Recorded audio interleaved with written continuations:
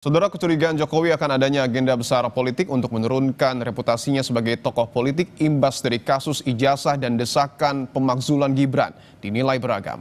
Mulai dari motif sakit hati hingga mulai melemahnya dukungan politik untuk Jokowi.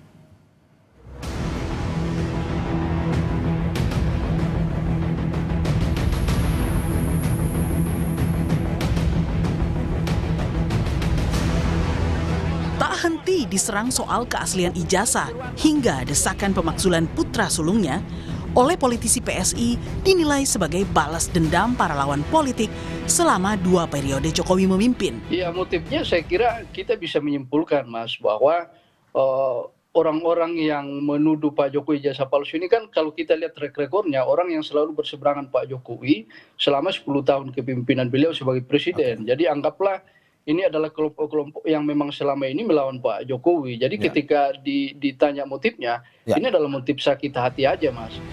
Berbeda dengan PSI, analis politik Ray Rangkuti menilai serangan demi serangan membongkar soal ijazah Jokowi sudah terjadi sejak Jokowi masih menjadi presiden dan mendapat dukungan parpol yang sangat kuat. Sehingga apa yang dialami Jokowi saat ini memperlihatkan mulai melemahnya dukungan politik untuknya. Kalau kita kaitkan dengan ijazah palsu, kasus ini udah 4 tahun yang lalu bergulir. Saat itu Pak Jokowi misalnya masih bersama dengan PDI Perjuangan. Jadi kala itu nggak terlalu besar karena salah satu backup dari Pak Presiden itu, Pak Jokowi itu adalah PDI Perjuangan, partai besar. Nah sekarang hampir partai-partai ini boleh disebut tidak bersuara di belakang Pak Jokowi khususnya yang berkenaan dengan ijazah palsu. Jadi backup Pak Jokowi sebetulnya yang makin melemah gitu. Sebelumnya, Jokowi secara terbuka mengungkapkan kecurigaannya kepada media jika ada yang berupaya menurunkan reputasi politik keluarganya melalui kasus ijazah hingga upaya pemakzulan Gibran. Memang kelihatannya ada agenda besar politik di balik isu-isu ini, ijazah palsu, isu pemakzulan. Ini perasaan politik saya mengatakan ada agenda besar politik untuk menurunkan reputasi politik, untuk mendowngrade. Namun curahan hati Jokowi ini dinilai oleh politisi PDI Perjuangan sebagai sesuatu yang tak perlu diumbar ke publik. Karena apa yang dialami Jokowi adalah hal biasa di dunia politik.